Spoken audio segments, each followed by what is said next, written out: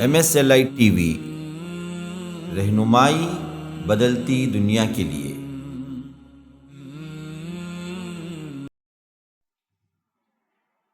الحمد للہ رب العالمین والصلاة والسلام علی سید المرسلین نبینا محمد وعلی آلہ وصحبہ اجمعین وبعد۔ السلام علیکم ورحمۃ اللہ وبرکاتہ۔ معزز مشاہدین، محترم ناظرین، مرکز السلام لنشر اسلام کی جانب سے آپ کے سوالات اور ہمارے جوابات کی یہ 22ویں نشست ہے، جس میں ہمارے پاس پہلا سوال یہ ہے، سوال نمبر 88، جس میں سوال کیا گیا ہے کہ شیخ میرے کچھ سوالات ہیں۔ ان میں سے پہلا سوال یہ ہے کہ جب بچہ پیدا ہوتا ہے تو کیا اس کے کان میں اذان دینی چاہیے یا نہیں؟ جواب یہ ہے کہ عام طور پر ہمارے اپنے معاشرے کے اندر جب بچہ پیدا ہوتا ہے تو داہنے کان میں اذان دی جاتی ہے اور بائیں کان میں یعنی لیفٹ ایئر میں اقامت دی جاتی ہے، اور اسی بنیاد پہ یہ بات بھی مشہور کر دی گئی کہ جو ہے جب بچہ پیدا ہوتا ہے تو اذان اور اقامت ہو گئی اور نماز نہیں ہوئی، اور نماز ہوتی ہے جنازے کی جو بغیر اذان اور بغیر اقامت کے۔ تو بعض مقررین جو ہے بتاتے ہیں کہ دیکھو بھائی، ہماری زندگی اتنی مختصر، اذان اقامت اور اقامت کے بعد نماز قائم ہونے تک کا جو وقفہ ہے، مختصر سا وقفہ ہے، چند سیکنڈز ہیں، اسی طرح ہماری زندگی ہے، کیونکہ ہماری اذان اور اقامت ہو چکی ہمارے پیدا ہونے پر، اور جب نماز پڑھائی جائے گی ہمارے انتقال پر۔ تو یہ دنیا کی بے ثباتی کی ایک مثال دیتے ہیں، لیکن در حقیقت دیکھا جائے تو اذان اور اقامت والی جو روایت ہے، یہ روایت جو صحیح نہیں ہے۔ محدثین نے اس روایت کو بالاتفاق ضعیف کہا ہے، جس میں اقامت کا ذکر آیا، جس میں اذان اور اقامت کا ذکر آیا ہے۔ بیہقی وغیرہ کی روایت ہے جو بالاتفاق تمام محدثین یہ کہتے ہیں کہ یہ روایت اذان اور اقامت والی صحیح نہیں ہے، تو لہٰذا اس پر عمل نہیں کیا جانا چاہیے، اس کو سنت نہیں سمجھنا چاہیے۔ دوسری بات یہ ہے، جو روایت جس کے اندر صرف اذان کی بات آ رہی ہے، تو یہ روایت موجود ہے ابو داود کے اندر اور ترمذی کے اندر، اور ترمذی نے اس کو صحیح کہا ہے اس روایت کو، وہ یہ کہ حضرت ابو رافع جو ہے یہ بیان فرماتے ہیں، حاکم کے اندر بھی روایت موجود ہے، مستدرک حاکم کے اندر بھی، کہ جس میں حضرت ابو رافع فرماتے ہیں کہ رأیت النبی صلی اللہ علیہ وسلم اذن فی اذن الحسن بن علی، اور ایک روایت میں حسین بن علی کا بھی ذکر آیا ہے کہ میں نے محمد رسول اللہ صلی اللہ علیہ وسلم کو حسن بن علی یعنی آپ کے نواسے ان کے کان میں اذان دیتے ہوئے دیکھا۔ تو اس روایت کو بعض محدثین نے حسن کا درجہ دیا اور بعض محدثین نے اس کو ضعیف کہا۔ علامہ بن باز نے کہا کہ جو ہے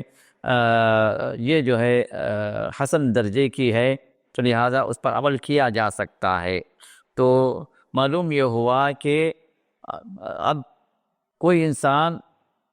اذان بھی دے رہا ہے، جسے داہنے کان میں اذان دیا اور بائیں کان میں اقامت کہہ دیا، تو ہم اس کے بارے میں کہیں گے یہ ایسی کوئی حدیث ثابت نہیں ہے، تو اس لیے آپ نے جو کام کیا ہے وہ سنت سے ثابت نہیں ہے۔ دوسرا، وہ بندہ جس نے صرف اذان دیا، اس کے داہنے کان کے یا داہنے طرف کھڑے ہو کر بچے کی طرف اذان کے کلمات کہہ دیے لیکن اقامت نہیں دی، تو ہم یہ کہیں گے کہ وہ حدیث جو مستدرک حاکم کے اندر ہے، اور اس کو جو ہے ابو داود کے اندر بھی اور ترمذی کے اندر بھی وہ مذکور ہے، تو یہ روایت جو ہے بعض محدثین کے اعتبار سے حسن کے درجے کی ہے، اس پر یہ قابل عمل ہے۔ آپ نے جو قابل عمل کام کیا ہے تو اس اعتبار سے آپ سنت کی موافقت آپ نے اختیار کی ہے، تو لہٰذا انشاءاللہ اس میں آپ کے لیے اجر ہوگا انشاءاللہ۔ اب رہا تیسرا آدمی، وہ جس نے بچے کی پیدائش پر نہ اس نے اذان کہی نہ اس نے اقامت کہی، تو ہم اس کے بارے میں کہیں گے کہ آپ نے جو کام کیا ہے وہ اپنے اصل کے اعتبار سے ہے، کیونکہ ان کے اذان کی اقامت کی جو روایت ہے وہ تو بالاتفاق جو ضعیف ہے،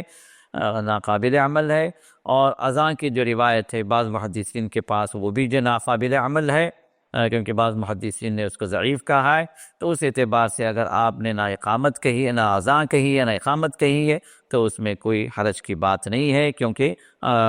کسی بھی صحیح آتھینٹک روایت سے یہ جو ہے جس پر تمام محدثین متفق ہوں، ویسی کوئی حدیث اس معاملے میں موجود نہیں ہے، تو اس لہٰذا آپ نے نہ اذان دی نہ اقامت دی، اس میں کوئی حرج کی بات نہیں۔ تو یہ تینوں چیزیں جو ہے جو شخص کر سکتا ہے وہ میں نے آپ کے سامنے رکھ دی۔ انہی صاحب کا ایک دوسرا سوال ہے، وہ یہ کہ صبح شام کے جو اذکار ہوتے ہیں وہ شام میں کس وقت پڑھنے چاہیے، عصر میں یا مغرب میں؟ سب سے پہلے اذکار جو ہے یہ ذکر کی جمع، اور اذکار کس کو کہا گیا؟ جو نبی علیہ السلام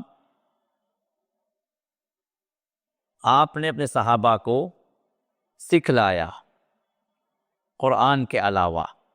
اب اس میں اذکار بعض مقید ہیں، بعض مطلق ہیں۔ مطلق کا مطلب وہ اذکار آپ کبھی بھی پڑھ لیں، جیسے لا الہ الا اللہ وحدہ لا شریک لہ لہ الملک ولہ الحمد وهو علی کل شیء قدیر، آپ نے پڑھ لیا 100 مرتبہ سارے دن میں، سبحان اللہ بحمدہ لا حول ولا قوة الا باللہ، سبحان اللہ بحمدہ سبحان اللہ العظیم، یہ سب اذکار ہیں، آپ کبھی بھی پڑھیں۔ اور اس میں متعین مقدار بھی بعض اذکار کی بتائی گئی جس کی فضیلت ہے، جیسے سبحان اللہ بحمدہ کوئی 100 مرتبہ اگر پڑھتا ہے تو اس کے اللہ تعالیٰ گناہ سمندر کے برابر بھی کیوں نہ، سمندر کے جھاگ کے برابر بھی کیوں نہ ہوئے، گناہ معاف کر دیے جائیں گے صرف سبحان اللہ بحمدہ 100 مرتبہ پڑھنے سے، وقت کی کوئی تعین نہیں۔ اسی طرح سبحان اللہ کوئی اگر 100 مرتبہ پڑھتا ہے تو اللہ تعالیٰ اس کے لیے 100,000 نیکیوں کو اللہ لکھ دیتے ہیں، وقت کی کوئی تعین نہیں، یہ مطلق ہیں، یہ سب یہ مطلق کا مطلب یہ وہ اذکار جو مطلقاً پڑھے جائیں، کبھی بھی پڑھے جائیں، جیسے استغفر اللہ، رسول اللہ صلی اللہ علیہ وسلم ایک مجلس میں 100 مرتبہ استغفر اللہ پڑھتے تھے، ہمیں اور آپ کو ہی پڑھنا چاہیے۔ اب اس میں وقت کی تعین نہیں ہے، بعض وہ اذکار ہیں جو وقت کی تعین کے ساتھ پڑھنی ہے ہمیں، جیسے رسول اللہ صلی اللہ علیہ وسلم نے بعض موقعوں کے لیے خاص اذکار بنائے، جیسے واش روم میں آپ جا رہے ہیں تو وہاں پر جو ہے آپ ذکر کے ساتھ جائیں، اللہم انی اعوذ بک من الخبث والخبائث، یہ پڑھ کے جائیں۔ باہر آ کر جو ہے آپ غفرانک پڑھیں، یا الحمدللہ عافانی مما ابتلى، یا الحمدللہ جو باہر نکلنے کا جو ذکر ہے وہ اس طرح کھانے سے پہلے کا، کھانے کے بعد کا، اور اسی طرح سونے سے پہلے کا، سو کر اٹھنے کا، یہ جو خاص موقعوں پر جو اذکار ہیں یہ جو ہے اذکار مقید ہے، نہیں اس میں جگہ یا وقت متعین کر دیا گیا ہے، یہ ذکر کھاتے وقت ہی ہونا ہے، یہ ذکر کھانے کے بعد ہونا ہے، یہ ذکر اٹھنے کے بعد ہونا ہے، تو یہ اذکار مقید۔ اسی طرح نمازوں کے بعد کے اذکار ہیں، نماز کے بعد ہر فرض نماز کے بعد بندہ کیا پڑھے،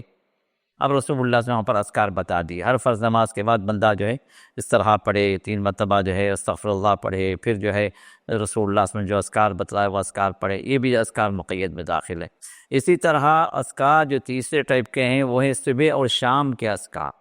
صبح میں پڑھیں اور شام میں بھی پڑھیں، جس کے بہت سارے فائدے ہیں۔ تو اس میں سے صبح میں جو اذکار پڑھے جائیں وہ فجر کی نماز کے بعد، فجر کی نماز کے بعد، اور اس کا ٹائم جو لمیٹیشن ہے وہ سورج نکلنے سے پہلے، سورج نکلنے سے پہلے پڑھ لیں، فجر کے بعد سے سورج نکلنے سے پہلے اذکار پڑھ لیں۔ تو یہ صبح کے اذکار، فسبح بحمد ربک قبل طلوع الشمس وقبل غروبها، اللہ تعالیٰ نے اپنے کلام پاک میں ارشاد فرمایا کہ اللہ تعالیٰ کی تسبیح اور حمد و ثنا بیان کرو تمہارے رب کی، کب؟ قبل طلوع الشمس، سورج نکلنے سے پہلے، وقت کی تعین ہو گئی۔ اور دوسرے وقت کی تعین کیا ہے؟ قبل غروبها، سورج ڈوبنے سے پہلے۔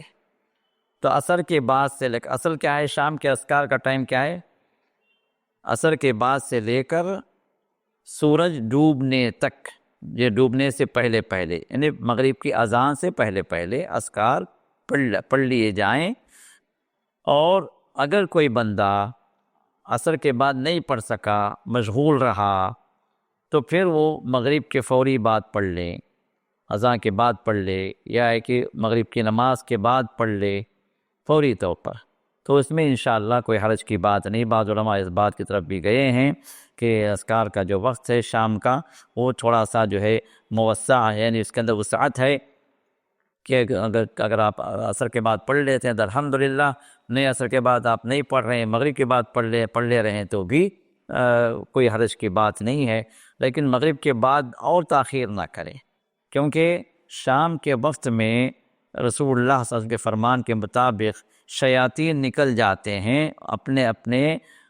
شر پھیلانے والے کاموں کے لیے، جو ذمہ داریاں ان سے سونپی جاتی ہیں ان کے لیڈرز کی طرف سے، ان کے فور جو ہے پرسنز جو ہوتے ہیں، ان کے لیڈرز کے اعتبار سے گروپ لیڈرز جو ہوتے ہیں، جو ٹیم لیڈر جو ہوتا ہے، وہ ان کو جو ہے وہ لوکیٹ کر دیتا ہے، تم کو فلاں جگہ جانا ہے، فلاں جگہ جانا ہے، فلاں یہ کام کرنا ہے، تم کو یہ کام کرنا ہے۔ تو یہ لوگ کیا کرتے ہیں، غروب کے ساتھ جیسے اندھیرا شروع ہوتا ہے اپنی اپنی پوزیشنیں سنبھال لیتے ہیں، جہاں ان کو جانا ہے، جس کو بھٹکانا ہے، جہاں پر لڑائی پیدا کرنا ہے، جہاں پر جو اختلافات کو جو شروع کرنا ہے، جہاں پر جو ہے کسی کو زنا کی طرف جو ہے لے کے چلنا ہے، کسی کو جو ہے کسی شر کی طرف لے کے چلنا، یہ سب ان کے جو ہے جو ٹیم لیڈرز نے ان کو جو اسائن کیا ان کے کاموں کو، اب ان کاموں کے لیے تیار ہو کے نکل جاتے ہیں۔ اسی وجہ سے رسول نے ارشاد فرمایا کہ غروب کے ساتھ جو ہے اپنے بچوں کو گھر کے اندر بند کر لو، اور اپنے گھر کے دروازوں کو اللہ کا نام لے کر بند کر دو۔ یہ رسول اللہ صلی اللہ علیہ وسلم نے یہ خصوصی تعلیمات ہمیں دی ہیں، کیونکہ یہ اوقات ہیں ان کے شیاطین کے پھیلنے کا، تو اس سے پہلے بندہ اللہ تعالیٰ کی حفاظت میں آ جائے ان اذکار کے ذریعے سے، تو ان کے شر سے اللہ محفوظ کر دے گا۔ اب جتنی تاخیر ہوتی جائے گی اتنا جو ہے میدان کھلا رہے گا ان لوگوں کے شر پھیلانے کے لیے۔ تو اس وجہ سے شام کے اذکار کا جو اصل وقت ہے وہ قبل الغروب ہے، جس کو اللہ نے ذکر فرمایا ہے، سورہ قاف کے اندر بھی اللہ نے ذکر کیا اور بھی دوسری جگہوں پر بھی ذکر کیا ہے۔ تو غروب سے پہلے جو ہے یہ اذکار پڑھ لیے جائیں، اور کوئی بندہ غروب سے پہلے نہیں پڑھ سکا تو وہ غروب کے ساتھ پڑھ لے، یا پھر کم سے کم جو ہے مغرب کی نماز کے ساتھ ساتھ ان اذکار کو ادا کر لے۔ اور کوئی بندہ اس وقت میں نہیں پڑھ سکا، بھول گیا کہ مشغول رہا، تو جیسی ہی فرصت ملے یہ ان اذکار کو پڑھ لے۔ اور آج جو ہے ہمارے اپنے معاشرے کا مسئلہ کیا ہے کہ بہت سارے لوگ نمازوں کی پابندی کر لیتے ہیں، لیکن یہ صبح شام کی نمازوں کے بعد کے اذکار ہیں یا صبح شام کے اذکار ہیں، اس کی پابندی نہیں کرتے، جس کی وجہ سے بہت سارے مسائل پیدا ہوتے ہیں، گھروں کے اندر جھگڑے، اولاد کے نافرمانیاں، اور اسی طرح جو ہے حفاظت ان اذکار کے ذریعے سے حفاظت نہ ہونے کی وجہ سے بہت ساری بیماریاں، اچانک حادثے، اختلافات، اور بہت سارے جو شر جو پیدا ہوتے ہیں۔ اگر دیکھا جائے تو وہاں پر ایک جو ہے مین ریزن یہ ہوتا ہے کہ صبح شام کے اذکار کی پابندی وہ لوگ نہیں کر رہے ہیں، تو لہٰذا اس جانب توجہ دی جائے، اور نمازوں کے ساتھ ساتھ ہم اذکار کی بھی پابندی کرنے والے بنیں، انشاءاللہ اس میں بڑی خیر و برکت ہے۔ اس میں سوال نمبر 3 سوال انہوں نے یہ کیا ہے کہ دانت ٹوٹ جانے پر دانت میں جو کیپ لگایا جاتا ہے کیا اس سے غسل ہو جاتا ہے یا نہیں؟ جواب یہ ہے کہ دانت کے ٹوٹ جانے کے پر جو دانت یا کیپ جو بھی لگایا جائے یہ پرماننٹ ہے یا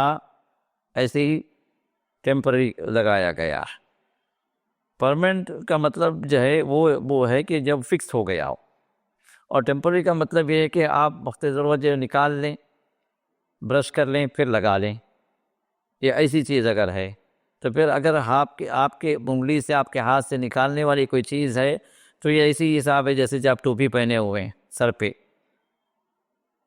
تو آپ مسح کے لیے ٹوپی نکالیں، مسح کریں، پھر ٹوپی پہن لیں، تو وہی حساب جو ہے اس کا بھی ہوگا۔ لیکن عمومی طور پر جو ہے دانت کے بدلے میں جو اس طرح کی جو چیزیں لگائی جاتی ہیں یہ جو ہے یہ پرماننٹ ہوتی ہیں، آسانی سے نکلنے والی نہیں ہوتی۔ تو تو لہٰذا ان کا حکم دے دانت کا ہی حکم ہوگا، ان کو نہ غسل میں نکالا جائے نہ جو وضو میں نکالا جائے، یہ اپنی جگہ برقرار رہیں گے، آپ کا وضو بھی مکمل ہوگا اور جو ہے آپ کا غسل بھی مکمل ہوگا انشاءاللہ۔ اور دوسری بات جو غور کرنے کی ہے وہ یہ کہ ہمیں جو حکم دیا گیا ہے، چاہے وضو ہو چاہے غسل ہو، کلی کرنے کا حکم دیا گیا۔ اور کلی کیا ہے؟ آپ منہ میں پانی لے کر اس پانی کو آپ جو ہے اپنے منہ کے اندر حرکت دیں، اپنے منہ کے اندر اس پانی کو شیک کریں، یہی حکم ہے، اتنا ہی حکم ہے۔ یہ حکم نہیں دیا گیا کہ آپ کے پورے دانت کو دھویا جائے یا آپ کے پورے دانت کو مانجا جائے یا پورے دانتوں کے اندر ہر جو ہے گیپ کے اندر پانی پہنچے، یہ حکم نہیں دیا گیا۔ تو مضمضہ جس کو کہا گیا، جس کو کلی کرنا کہا گیا، وہ صرف یہ ہے کہ آپ اپنے ہاتھ سے اس طرح پانی لیں اور منہ کے اندر وہ پانی لینے کے بعد اپنے منہ میں آپ حرکت دیں، جیسے پانی لے کر آپ اس طرح اپنے منہ کے اندر آپ اس پانی کو حرکت دیں اور پھر جو اس کو باہر کر دیں، یہ مضمضہ۔ اس کو 1 مرتبہ کرنا واجب ہے، 3 مرتبہ سنت ہے۔ تو اب آپ کے حرکت دینے میں کوئی دانت بھیگا نہیں، کسی دانت تک پانی نہیں پہنچا تو کوئی حرج کی بات نہیں ہے، کیونکہ دانتوں تک پانی کا پہنچانا نہ وضو میں ضروری قرار دیا گیا نہ غسل میں ضروری قرار دیا گیا، اس میں صرف مضمضہ، کلی کرنا۔ تو کلی کرنا کیا ہے؟ صرف پانی لے کر آپ منہ میں حرکت دینا ہے۔ تو انشاءاللہ اگر اتنا کام اگر ہو گیا تو کافی ہے انشاءاللہ، آپ کا غسل بھی اپنی جگہ مکمل ہے، آپ کے وضو کے اندر بھی انشاءاللہ کوئی خلل نہیں ہوگا بإذن اللہ۔ سوال نمبر 89، سوال یہ کیا گیا ہے کہ ظہر کے پہلے کی 4 رکعت سنت اور عصر کے پہلے کی 4 رکعت سنت، یہ 1 سلام سے یا 2 سلام سے ادا کرنی ہے۔ دیکھیے 4 رکعت والی جتنی سنتیں ہیں، جن کو 4 رکعت کے بارے میں کہا گیا، وہ جو ہے 3 نمازوں سے پہلے کہا گیا اور 2 نمازوں کے بعد اس کا ذکر آیا۔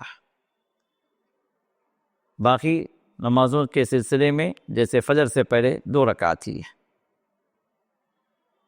ظہر کے بعد 2 رکعت، پھر مغرب کے بعد 2 رکعت، عشاء کے بعد 2 رکعت۔ اب 4 رکعت والا کی بات جو آتی ہے، وہ رسول اللہ صلی اللہ علیہ وسلم نے یہ بات ارشاد فرمائی کہ جو ظہر سے پہلے 4 رکعت پڑھے اور ظہر کے بعد بھی جو 4 رکعت پڑھے، یہ فضیلت والا عمل ہے جو رسول اللہ صلی اللہ علیہ وسلم نے درجات کی بلندی کے اعتبار سے بیان فرمایا ہے۔ اسی طرح جو ظہر سے پہلے جو 4 رکعت پڑھے گا، بعض روایات کے اعتبار سے گویا اس نے تہجد میں ادا کرنے کا جو ثواب ہے وہ ثواب وہ پا گیا، یہ حسن درجے کی روایت ہے۔ تو اسی طرح عشاء کے بعد کے 4 رکعت کے بارے میں بھی یہ روایت موجود ہے، یہ بھی حسن درجے کی ہے، جس میں آپ نے ارشاد فرمایا جو عشاء کے بعد 4 رکعت پڑھ لے، گویا اس نے شب قدر میں ان رکعتوں کو ادا کیا، یعنی شب قدر میں ادا کرنے کی جو فضیلت ہے وہ فضیلت ان 4 رکعت کی ادائیگی سے انسان کو ملتی ہے۔ جہاں بھی 4 رکعت کا ذکر آیا،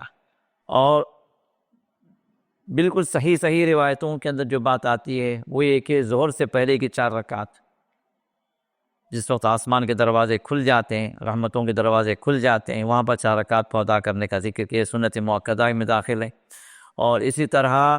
عصر سے پہلے کی 4 رکعت کے بارے میں رسول اللہ صلی اللہ علیہ وسلم نے ارشاد فرمایا کہ رحم اللہ من صلی 4 قبل العصر، عصر کی نماز سے پہلے جو 4 رکعت پڑھ لے اللہ تعالیٰ اس پر رحم فرمائے، اللہ کی رحمت اس پر نازل ہوتی ہے۔ یہاں بھی 4 رکعت کا ذکر آیا۔ تو اب یہ جہاں پر بھی 4 رکعتوں کا ذکر آیا ہے، تو یہ جو ہے آپ چاہے سنت کے اعتبار سے ادا کریں یا نفل کے اعتبار سے ادا کریں، لیکن صحیح طریقہ یہ ہے کہ آپ 2 رکعت پہ سلام پھیریں، پھر 2 رکعت پھر سلام پھیریں، یہی صحیح طریقہ، اور رسول اللہ صلی اللہ علیہ وسلم سے صحیح طریقہ یہی ثابت ہے۔ ہاں اگر جو ہے آپ ایک سلام سے بھی ادا کر لیے تو انشاءاللہ کوئی حرج کی بات نہیں ہوگی. خاص طور پر ظہر سے پہلے کی 4 رکعت اور عشاء کے بعد کے 4 رکعت کے سلسلے میں یہ بعض روایات میں اس بات کا بھی ذکر ہمیں ملتا ہے کہ یہ ایک تشہد کے ساتھ، مطلب ایک سلام کے ساتھ، مطلب 2 سلام نہیں ہے. پہلے 2 رکعت پہ آپ بیٹھ کر سلام پھیر دیں، پھر 2 رکعت پڑھ کر پھر سلام پھیریں. ویسا ذکر ان روایات کے اندر نہیں ملتا جو ظہر سے پہلے کی 4 رکعت کی فضیلت جو میں نے بیان کی. اور اسی طرح عشاء کے بعد کے 4 رکعت میں بھی رسول اللہ صلی اللہ علیہ وسلم نے ایک سلام سے اس کا ذکر کیا ہے. مطلب یہ 4 رکعت اکٹھے ادا کیے جائیں اور آخر میں ایک سلام پھیر، مطلب ایک سلام کا مطلب 2 طرف بھی سلام پھیر دیا جائے. تو اب یہاں پر تو ہم یہ کہیں گے کہ ان کو آپ اسی طرح ادا کریں. باقی جو ہے جو دوسرے جو 4 رکعت کا مسئلہ آتا ہے، جیسے عصر سے پہلے کے 4 رکعت ہیں یا عشاء سے پہلے بھی کوئی 4 رکعت سنت ادا کرنا چاہ رہا ہے، نفل کے اعتبار سے ادا کرنا چاہ رہا ہے، تو اب یہاں پر ہم یہ کہیں گے کہ دن کی نمازیں بھی آپ اسی طرح ادا کریں جس طرح رات کی نمازیں آپ ادا کرتے ہیں. یعنی ہر 2 رکعت پہ آپ کو سلام پھیرنا، یہی سنت سے ثابت ہے. اور نسائی کی روایت ہے صلاۃ اللیل والنہار مثنا مثنا، کہ رات کی نماز ہو یا دن کی نماز ہو 2 رکعت پہ سلام پھیرا جائے، 2 رکعت ادا کی جائے، 2 رکعت ادا کی جائے، یعنی ہر 2 رکعت پہ سلام پھیرا جائے. جس طرح رسول اللہ صلی اللہ علیہ وسلم تہجد پڑھا کرتے تھے، ہر 2 رکعت پہ آپ سلام پھیر لیتے تھے، اسی طرح دن کی نمازوں کے اندر بھی ہر 2 رکعت پہ سلام پھیریں. یہی جو ہے آتھینٹک سنت ہے. اور اگر کوئی انسان جیسا میں نے کہا کہ اگر 4 اکٹھی پڑھ لے تو انشاءاللہ نماز تو ہو جاتی ہے، لیکن صحیح سنت یہ ہے کہ 2 رکعت پہ آپ سلام پھیر کر پھر 2 رکعت اکٹھی آپ نیت کریں 4 کی، لیکن 2 رکعت پہ سلام پھیر کر پھر اٹھ جائیں، پھر 2 رکعت پڑھ کر آپ سلام پھیر دیں. سوال نمبر 90، کیا مسجد میں نکاح کرنا بدعت ہے؟ موجودہ سوشل میڈیا کے جو کلپس ادھر ادھر کے لوگ فارورڈ کر رہے ہیں، اس میں سے ایک مشہور جو ہے خطیب ہیں، ان کی طرف سے یہ کلپ جو ہے فارورڈ کی گئی ہے کہ انہوں نے کہا ہے کہ مسجد میں نکاح کرنا بدعت ہے، جبکہ حقیقت جو حقیقی جو بات ہے اس میں کچھ تفصیل ہے. تفصیل یہ ہے کہ نکاح آپ کہیں بھی کریں، جہاں بھی منکرات نہ ہوں، جہاں بھی جو ہے مرد عورت کا وہاں پر جو ہے ملن نہ ہو، جہاں ان کا مطلب کو گیدرنگ نہ ہو، اسی طرح جو ہے وہاں پر جو ناچ گانے میوزک اس طرح کی جو چیزیں نہ ہوں، کہیں بھی آپ نکاح کریں نکاح ہو جائے گا جو شروط ہیں ان شروط کے اعتبار سے. چاہے آپ نکاح مسجد میں کریں، گھر میں کریں، اپنے دکان میں کر لیں، اپنی کسی شاپ میں بلا کے کر لیں، کہیں بھی کر لیں، پہاڑ پہ کریں، زمین پہ کریں، یا آپ فلائٹ میں بیٹھ کے وہاں پر کر لیں، آسمانوں میں، کوئی حرج نہیں، کہیں بھی کر لیں. آپ نکاح جو شروط ہیں ان شروط کے اعتبار سے اگر پورا ہو رہا ہے تو نکاح ہو جائے گا. تو مسجد بھی ایک جگہ ہے، اس اعتبار سے کوئی انسان نکاح کر لے، نکاح اس میں تو اس میں نکاح ہو جائے گا، اس میں کوئی حرج کی بات نہیں ہے. بدعت کی بات کہاں آتی ہے؟ جہاں پر اس نکاح کو یہ سمجھا جائے کہ مسجد میں نکاح کرنا سنت ہے، مسجد میں نکاح کرنا فضیلت والی بات ہے، مسجد میں نکاح کرنے سے زیادہ اجر ہے. اس طرح کے اگر یہ سوچوں کے ساتھ انسان کوئی مسجد کو متعین کر کے لوگوں کو بلا کر دعوت دے کر وہاں پر جو ہے نکاح رکھ رہا ہے اور یہ سمجھ رہا ہے کہ یہ نکاح جو اس طرح کرنا یہ سنت ہے، تو پھر یہاں پر بعض علماء نے کہا کہ نہیں جی یہ چیز ہے غلط ہے، اس کی سنت سے ثابت نہیں ہے، یہ جو ہے بدعت ہے. جس کو آپ سنت سمجھ رہے ہیں سنت نہیں، یہ بدعت ہے، کیونکہ سنت کی مخالفت کیا ہے؟ بدعت ہے. سنت کا اپوزٹ کیا ہے؟ بدعت ہے. علامہ عثیمین رحمہ اللہ، اسی طرح علامہ البانی رحمہ اللہ نے اس بات کو ذکر کیا ہے کہ کوئی انسان اگر سنت سمجھ کر مسجد میں نکاح کر رہا ہے یا کروا رہا ہے تو پھر یہ انسان جو ہے بدعت میں اپنے آپ کو داخل کر رہا ہے، کیونکہ رسول اللہ صلی اللہ علیہ وسلم اس طرح آپ نے صحابہ کو حکم نہیں دیا کہ اپنے تمام نکاح جو ہے تم مسجد میں کرو، یا رسول اللہ صلی اللہ علیہ وسلم کے پاس آ کے نکاح نہیں پڑھواتے تھے، یا پھر آپ نے یہ فضیلت نہیں بیان فرمائی کہ تم اپنے بیٹوں کا نکاح مسجد میں لا کر کرو. اس طرح کوئی حدیث موجود نہیں ہے. ہاں یہ جو ہے عمل ہمیں ملتا ہے، جو ایک صحابیہ آتی ہیں، ایک خاتون آتی ہیں رسول اللہ صلی اللہ علیہ وسلم کے پاس اور کہتے ہیں کہ یا رسول اللہ صلی اللہ علیہ وسلم آپ مجھ سے نکاح کر لیں، میں آپ کو اپنے نکاح میں دینا چاہتی ہوں، کیونکہ ہر صحابیہ کی خواہش تھی کہ رسول اللہ صلی اللہ علیہ وسلم ان کے شوہر بنے۔ کتنی بڑی فضیلت ہے، کتنا بڑا درجہ ان کو ملے گا ایک ام المؤمنین بننے کی صورت میں۔ تو یہ فضیلت جو ہے وہ حاصل کرنا چاہ رہی تھیں، اور رسول اللہ کے پاس آ کر وہ اپنے آپ کو انہوں نے کہا کہ اللہ کے رسول میں آپ کو اپنے نکاح میں دینا چاہتی ہوں، آپ مجھے اپنے نکاح میں دے دیں، مجھے جو ہے مجھ سے آپ شادی کر لیں۔ وہ صحابہ کی مجلس تھی تو رسول اللہ صلی اللہ علیہ وسلم خاموش رہ گئے، آپ نے جواب نہیں دیا، تو صحابہ سمجھ گئے کہ رسول اللہ صلی اللہ علیہ وسلم اس معاملے میں آگے نہیں بڑھنا چاہتے ہیں۔ تو دوسرے ایک صحابی جو ہے وہاں پر جو موجود تھے، انہوں نے کہا کہ اللہ کے رسول اگر آپ کو رغبت نہیں ہے تو آپ جو ہے مجھ سے نکاح کروا دیں۔ تو رسول اللہ صلی اللہ علیہ وسلم سے پوچھا کہ تمہارے پاس مہر کے لیے کیا ہے؟ انہوں نے کہا کہ میرے پاس کچھ بھی نہیں ہے۔ تو آپ نے ان کو بھیجا، گھر بھیجا اور کہا کہ التمس ولو خاتم من حدید، اور جاؤ جا کر تلاش کر کے لاؤ، گرچہ کہ ایک لوہے کی انگوٹھی کیوں نہ ہو، تم مہر میں تم دے سکتے ہو، اس کو بطور مہر دے دو اس کو۔ تو اب اس حدیث کے اندر یہ بات آتی ہے کہ رسول اللہ صلی اللہ علیہ وسلم نے اس عورت کا نکاح اس مرد صحابی سے کروا دیا، اور یہ جو معاملہ جو بھی ہوا مسجد کے اندر ہی ہوا۔ تو معلوم یہ ہوا کہ مسجد کے اندر نکاح ہو سکتا ہے، اس میں کوئی حرج کی بات نہیں ہے، اس کو بدعت نہیں کہا جائے گا۔ ہاں جو انسان یہ سمجھتا ہے کہ مسجد میں نکاح کرنا سنت ہے یا نکاح وہیں کرنا چاہیے، یا کہ جو ہے وہاں نکاح کرنا بڑی فضیلت والی بات ہے، اگر اس طرح کے ارادے سے کوئی انسان جو مسجد میں نکاح کرتا ہے، کرواتا ہے، تو یہاں پر جو شیخ البانی اور جو شیخ عثیمین نے کہا کہ یہ چیز جو ہے بدعت ہے، کیونکہ یہ سوچ غلط ہے، یہ سوچ سنت سے ثابت نہیں ہے۔ لیکن اتفاقاً یا کہ ایسے ہی لوگ جمع ہو گئے اور جو ہے مسجد میں نکاح کر لیا، یا یہ اعتقاد نہیں ہے بھائی، لیکن کوئی انسان یہ سمجھ رہا ہے کہ ہاں بھائی اگر ہم باہر کریں گے تو وہاں پر جو ہے عورتوں کو مردوں کا وہاں پر ملاپ ہوتا ہے، جو ایک شر پیدا ہوتا ہے، یا کہ جو ہے ناچ گانے باجے سہرا، یہ جوڑے گھوڑے، یہ سب چیزیں جو اس سے چھوٹ جاتی ہیں اگر ہم مسجد میں نکاح کریں گے سادگی کے ساتھ۔ تو ایسی نیت سے کوئی انسان اگر کر رہا ہے تو انشاءاللہ اس میں کوئی حرج کی بات نہیں ہے، بلکہ جو وہ مستحب ہے۔ بہت سارے علماء کے پاس بلکہ جمہور فقہا، جمہور علماء اس بات پر گئے ہیں کہ چونکہ اس طرح کی بدعتیں، اس طرح کی جو ہے گناہ اور اس طرح کے رسوم و رواج سے انسان پاک ہو جاتا ہے اگر وہ مسجد میں نکاح کرتا ہے، تو اس اعتبار سے کوئی انسان اگر کرے تو انشاءاللہ اس میں کوئی حرج کی بات نہیں ہے، بلکہ بہت سارے علماء کے پاس مستحب بھی یہ بات ہے، پسندیدہ ہے کہ بشرطیہ باہر کے جو ماحول میں جو گندگیاں، جو آلودگیاں، جو رسم و رواج جو ہوتے ہیں نکاح کے سلسلے میں، اگر وہ ان چیزوں سے بچ کر کوئی انسان اگر نکاح کر رہا ہے مسجد کے اندر تو انشاءاللہ وہ جو ہے مستحب بات ہے، کم سے کم جو جائز تو ہے، کیونکہ رسول اللہ صلی اللہ علیہ وسلم نے خود بھی نکاح پڑھوایا ہے ایک صحابی کا، لیکن اکثر صحابہ کا یہ عمل نہیں رہا،